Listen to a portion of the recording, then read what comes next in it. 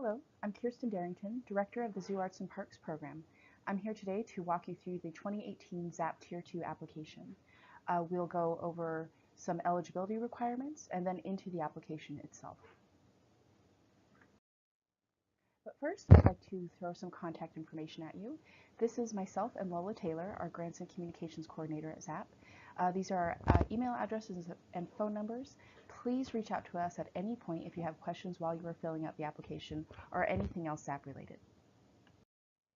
Also, I'd like to take a minute to introduce you to our ZAP Tier 2 Advisory Board. They are a group of 9 volunteers. Their role is largely to serve as volunteers.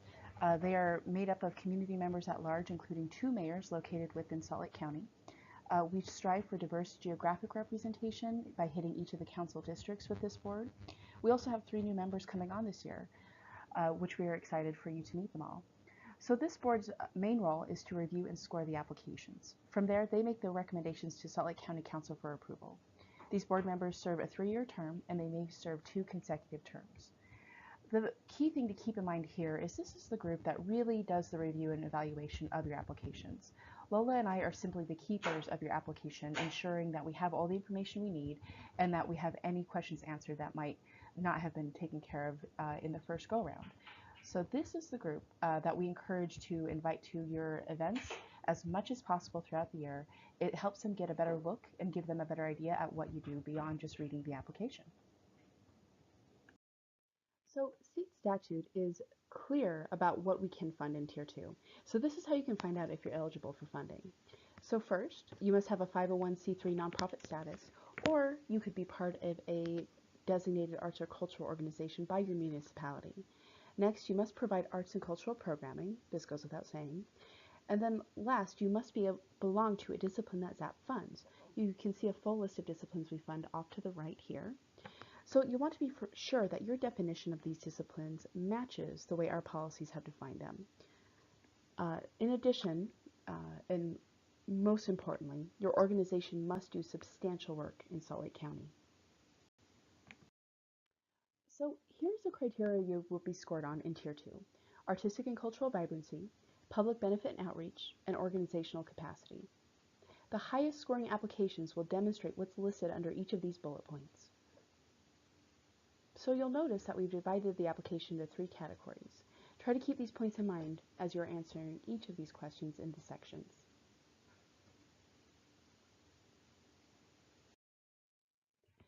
So lastly, we rank our applications on a scale of 1 to 5, with 5 being exceptional and 0 being non-competitive. If you look back to your scores on your 2017 application, it'll give you a good idea of where you fall on the scale with our board. If you can't find the score from your last application, contact us and we can be happy to look it up for you. This is our tentative process timeline. Applications will be due March 31st, 2018 at 3:00 p.m. Our board will review the applications from April to June. Our advisory board will make recommendations to the council in June and July. Once approved by the council, who has the final say, we will move on to contracting. We expect contracts to get back to us ASAP after they are issued. Contracts are signed through our online grantor management system, Zoom Grants. Be on the lookout for this in the early fall. You will be notified via email. We are no longer sending letters through the mail. These dates are subject to change. We are not able to send out contracts until the council approves. We are subject to their schedules. This again is a tentative timeline for your funding distribution. If you are recommended for funding by our board and the council, we hope your contract will be signed by early fall. If all goes well, it's possible that you'll receive your first payment near the end of 2018, but it's probably best to plan on getting it to you in January of 2019. So that's why if you're applying for funds for the first time, we recommend that you request funds for 2019 rather than 2018. We'll explain this further when I walk you through the application. Your second payment, since we'll have to wait to see what our sales tax revenues are, will be issued around May of 2019. While I have you, I want to encourage you to get connected with us. Like us on Facebook and follow us on Twitter, Instagram, and YouTube. We highlight your organizations through each of these channels. In order to increase your chances of us sharing our activities, please add przap@slco.org to your mailing list. You can also send us great photos to make it easier for us to post about you. Also, stay up to date on the application process and other insider tips and opportunities by subscribing to our newsletter. You can email Lola to be added to this list. We encourage you to make sure you're getting these newsletters because this is our main form of contact with you throughout the year. So if you're not receiving these, please let us know. Okay, so now the moment everyone's waiting for, I'd like to take you through our online application. So our applications are accepted online only. If you do not have access to a computer, please contact us for assistance. In order to ensure a smooth application process, I'm going to try and walk you through each of the application steps right now. So first, what I'd like to do is show you how to access the 2018 Tier 2 application from our website. You'll go to zapisu.org and you'll click on the Tier 2 tab in the middle of the screen. From there, you'll go over to the Apply tab and click on that under Tier 2. Once you've done that, you're going to scroll down until you can see a button that says Apply via Zoom Grants. Click on that button. So once you do that, you'll find yourself in Zoom Grants. You can see a list of open programs. The first one you'll see is ZAP 2018 Tier 2 application. You'll want to click on Apply. And then if you haven't logged in, it'll either ask you to log in or create a new account if you're new to Zoom Grants. This is where you would do each of those options. Once you log in, if you are new or returning, and it's been a while, Zoom Grants will now ask you to set up 3 security questions. This only takes 2 to 3 minutes, and it's only something you should have to do one time. This is an added security measure that Zoom Grants has implemented this year, so when you see these questions, don't be alarmed. Now, once you've done all of that, you should be in your application. So please note the tabs along the top. Take time to read the description, the requirements, and the restrictions of the grant. You'll also see a library tab which has some very helpful resources for you. There's also a tab where you can contact admin that'll send an email to us at ZAP if you have any questions. So once you've reviewed these sections, you can also choose to hide them, which can be very helpful when you find yourself toggling back and forth between the sections. So now if you scroll down a little ways, you'll find yourself in the Summary tab. This is largely where we're going to collect contact information on your organization. So first, you'll want to fill out your organization DBA. So this is the name you commonly go by. And then after you fill out the rest of the information that's being asked for, how much money, the applicant information, organization information, I want you to scroll down and pay attention to the collaborator section here. This gray box is where you can add fellow collaborators, members of your team who can have access to the application and review and make edits if needed. You'll also, after the contract has been issued, if you are funded, you'll want to come back to this section and make sure you add the person with the contractual authority to bind your organization to this box and make sure they have access to the application and the contract. Another quick note is because we send out so many different notices from Zoom Grants itself, you'll want to make sure to whitelist notices@zoomgrants.com in your email. This will ensure that you get all the updates you need. So now we're going to go to the next tab, which is the eligibility check tab. This is a fairly new feature we've decided to implement to help us better ensure that applications are eligible for ZAP funding. Once you fill out these questions, it'll automatically let you through into the rest of the application. So first, you'll want to select which your organization is. If you are a 501c3 nonprofit, if you're a municipal arts and cultural council, which is officially designated by your municipality, or lastly, if you're an affiliate or part of a university that does not receive more than 50% of their funds from the state. If you do not fit into one of these categories, you are not eligible for ZAP funding. The next one, and we visited this before, is what is your organization's eligible discipline? Please review the list here. There is also a link to a full list of definitions in the library tab as well. On 3, state statute notes that ZAP Tier 2 funds must have a botanical or cultural primary purpose. So this means that 50% of your organization's activities are devoted to this purpose. So you can see we have options here. A is botanical, B, or the second option, is cultural, where most of you will land, and C, the third option, is other. If your organization is not primarily one of those above, then mark this other. This means you may qualify as an administrative unit. So what that means is you are a program with a cultural purpose that is under the umbrella of a university or a college. So 4, if you've answered other, if your organization's primary purpose is not botanical or cultural, then you could be an administrative unit. So under here is where we want you to select if you meet the cultural botanical definition.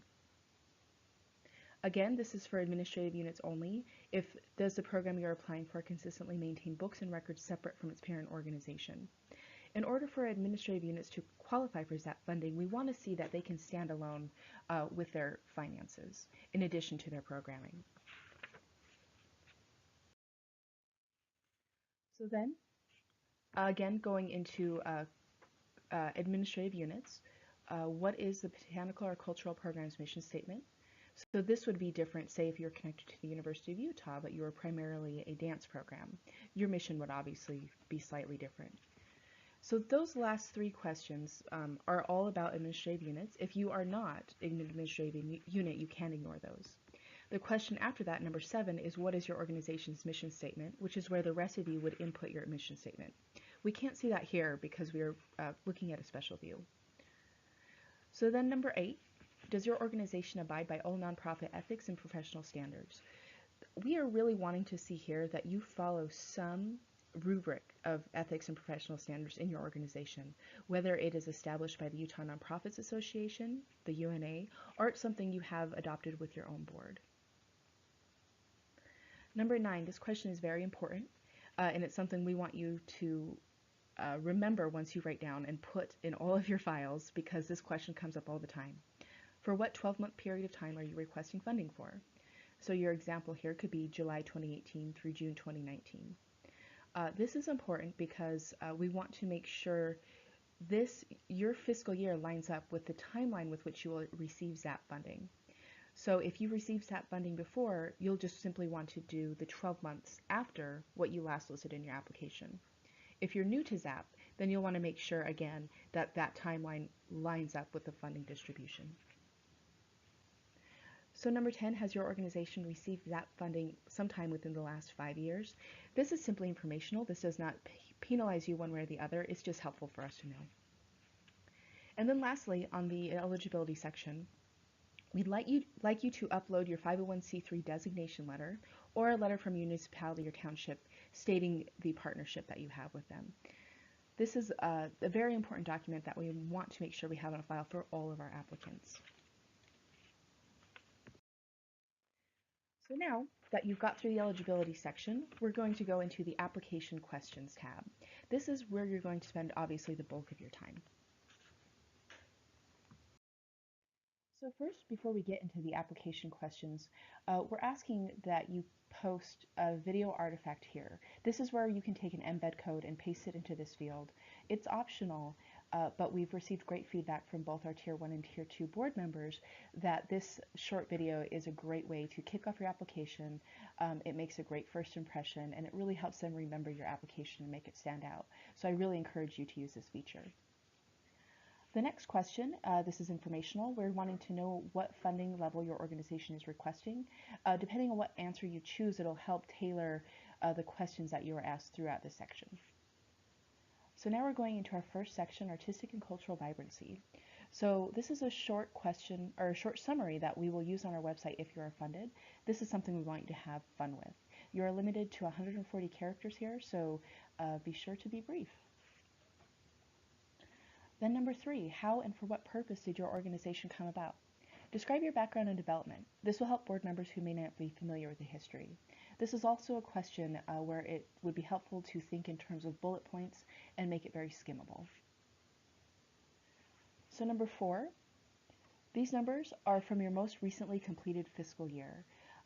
This is great information for us to have. These are numbers that we pull out of each applications and present the totals to our board members, to our county council members. This is one of the ways that we show the numerical impact of ZAP and what our applications and what our applicants are doing throughout the county throughout the year. Now 5, this is exactly what it sounds like. Describe your organization's major programs. This is basically a resume for your organization. So again, think brief bullet point style summaries of major programs of your organization.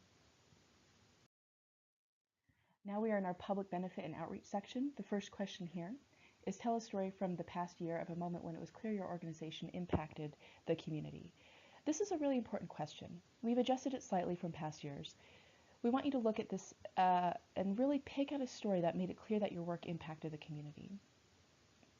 We like asking for a specific example because it gives us a perfect anecdote to pair with the numbers in your application. These anecdotes are things we will share with our county council, with our board members, with people in public that we're just trying to educate about ZAP. These stories really help us drive home what it is your organization does and what it is ZAP supports. So this is where we really like those specific examples. Number 7, what demographic best describes those your organization serves? So you can mark all that apply here. Again, this is largely informational. It just helps us zone in a bit more on what you're doing. So number 8, enter how many public activities your organization has done in each of the incorporated cities and towns listed below. So we want you to count up the number of public activities you did in each of these cities/towns. These should really be numbers only. Number 9, same thing. Count up the number of public activities you did in each of these townships. These should be numbers only. So these are separate areas than those listed above. So the numbers should not be duplicated. And really, this was going to be one large list, but Zoom Grants would not let us put that many fields into one question. So don't get hung up on these questions, please. Now going into organizational capacity, number 10, we want you to enter your organization's total revenues from the past 3 years. This gives us a snapshot of your organization. 11, we'd like you to explain your strategies for diversifying and increasing your organization's audience. Be honest. The advisory board would simply like to know what your organization is doing to increase or expand your audiences and increase your reach beyond your stated demographic. This may include targeted marketing and engagement efforts such as outreach in schools or libraries across the county. Also, if you're focused on simply maintaining your audience base, tell us about that. Tell us about the strategies and your thinking behind that as well. Number 12, this is another area where we are looking for a specific example. We want you to describe one partnership and how it has helped your organization serve the community better. We ask for one partnership versus a list of partners because we want you to describe your thinking behind forming this partnership. Why did you choose this partner? What is the outcome of this? What was the intended outcome? And any other happy findings along the way. So 13, for organizations applying over 15,000, we want you to tell us your organization's key goals for the next 5 years. So again, this is a great place to use to think bullet points. Again, for organizations applying over $15,000, what is the progress your organization has made towards its goal in the past year? Again, another helpful area for bullet points. So now we're getting towards the end of this section. We want you to talk specifically about your request. So we want you to describe how your organization will use that funding that you are requesting within this application. So this is another area where we want to, specifics are appreciated, think bullet points. The more specific you can be, the better. We realize some of you will have a better idea than others, and that's okay. Just tell us as much as you can about where these funds will go towards. And then at the end, we'll have 16 and 17. You don't see 16 here because it's hidden. But these are checklist questions depending on how much you're asking for. Just wanting you to go through and double check that you have filled out all the information correctly and attached the documents you need to attach. And then our last question here on the application section is another overall application checklist. It goes through and asks that you have done each of these things.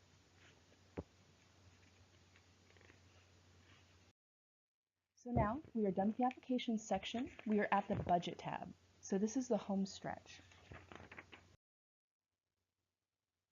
So the ZAP, a big thing to keep in mind here with the budget is that ZAP looks for projected revenues and expenses for the year you are requesting your funding for. This first section looks at funding sources and revenues. And then the next section below looks at expenses. So if your organization operates as an administrative unit of a much larger organization, please include your administrative unit's budget rather than your whole organization's budget. So you have two columns here. Column 1 is the projected amounts, revenues and expenditures for the requested FY. And this is what you've stated in your eligibility check on question 9. Column 2, how much you've already secured and where the ZAP grant will be spent. So many of you might have a better idea or might have more funds secured at this point than others. If you don't have funds secured, that's okay. This is, again, largely informational for us. We're really more focused on the first column. So if anything, as you're going through these lists, says explain next to it, please explain in the budget narrative below. So that's going to be at the bottom of the page, what you see here. When you're entering those budget narrative explanations, enter the line item that it refers to and then offer the explanation in the box. So looking through this, we want you to list each of these items. If you have any questions about them specifically, give us a call. We also want you to make sure when you're listing in-kind revenue, look, you can see it here under 19 on the expense side. We want to make sure that matches the kind listed above in your revenue section. So in-kind must balance out no matter what. Also, the last thing I will say about this is the budget narrative is really your friend. The more explanations you can provide our review board, the better. We love explanations. So when in doubt, please explain. Finally, the Documents tab. So this is where you're going to upload the necessary financial documents you need. This is where you're going to upload any optional materials you want to. So this section will look different for each of you depending on how much you are asking for. Please be sure to pay attention to the documents that are required for the funding amount you are requesting. So the first thing we ask for is your list of board members. We ask this from everybody. Please be sure it is up to date. This is a protected document. Be sure to list your board members' skills and expertise as well. This is missed by applicants almost every year, but something we find very valuable to have. Also, we encourage you to upload visual documentation, so this can include video, audio, and images. And then again, please be sure to review and make sure you are uploading the appropriate documentation per the funding level you are requesting. If you have questions about this, please contact ZAP staff. So now, I'll leave you with their contact information and stress again, we are here for you to help if you run into any questions throughout this application. A couple of reminders for your Tier 2 application is please double check everything. Read it over before you submit it. Have somebody else even read it over. And then again, please reach out if you have any questions. We are here for you. Thank you.